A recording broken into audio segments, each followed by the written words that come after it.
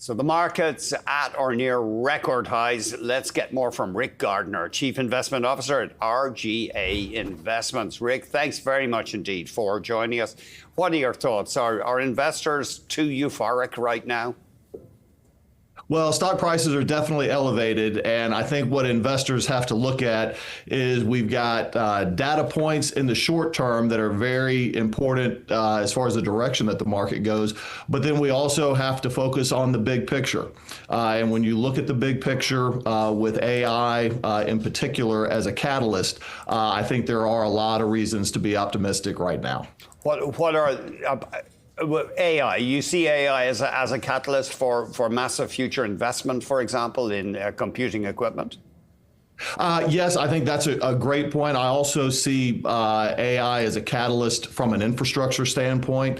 When you look at the overall economic ramifications of infrastructure spending and you take that back to AI technology, I think AI technology is not just a technology story. It's an infrastructure story, particularly around nuclear energy.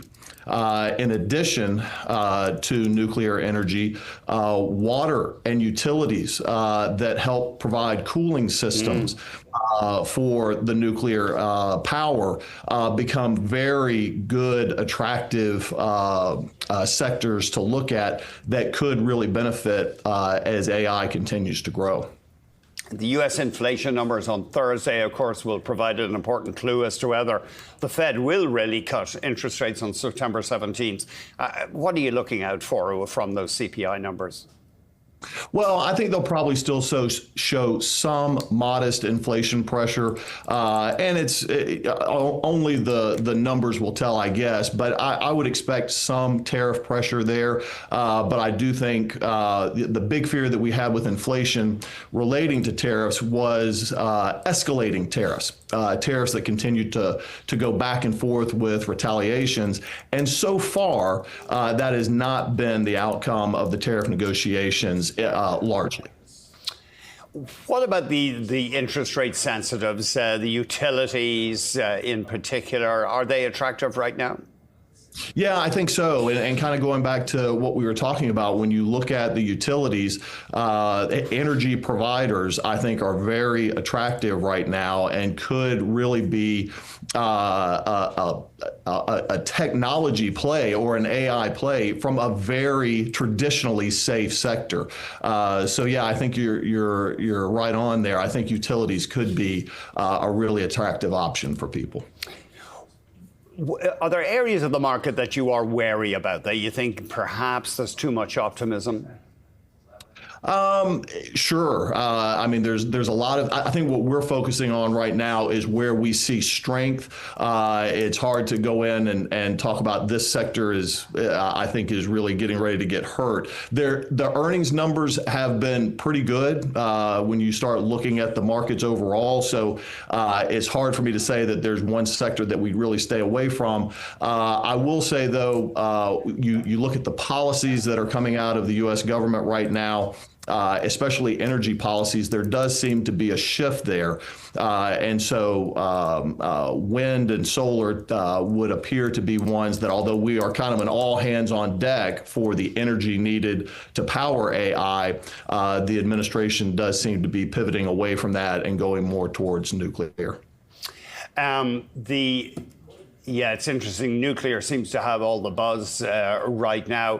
What about bonds? I'm not sure if you spend much time on fixed income or if you're mostly equities, but are you attracted, say, by U.S. 10-year bonds at their current yield?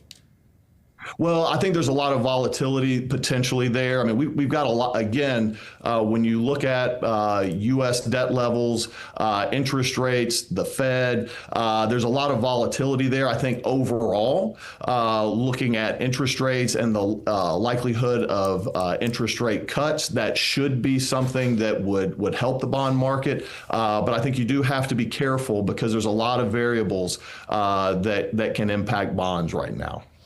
Yeah, we're just looking at the U.S. government bond yield, just over 4%. I mean, I guess it's a guaranteed yield, but people look at the glittering returns from stocks lately, and they must be tempted to just go down that road. Yeah, it's again, equities, I will say that is more of our focus here. We believe in diversification and we want to have hedging and that type of thing in the portfolio. But no question, equities are a much more exciting story to talk about, again, when you look at the big picture than those more interest rate sensitive investments. September can be rough. Historically, it tends to be the worst month for U.S. Investors. You would look, though, for dips as buying dips as buying opportunities?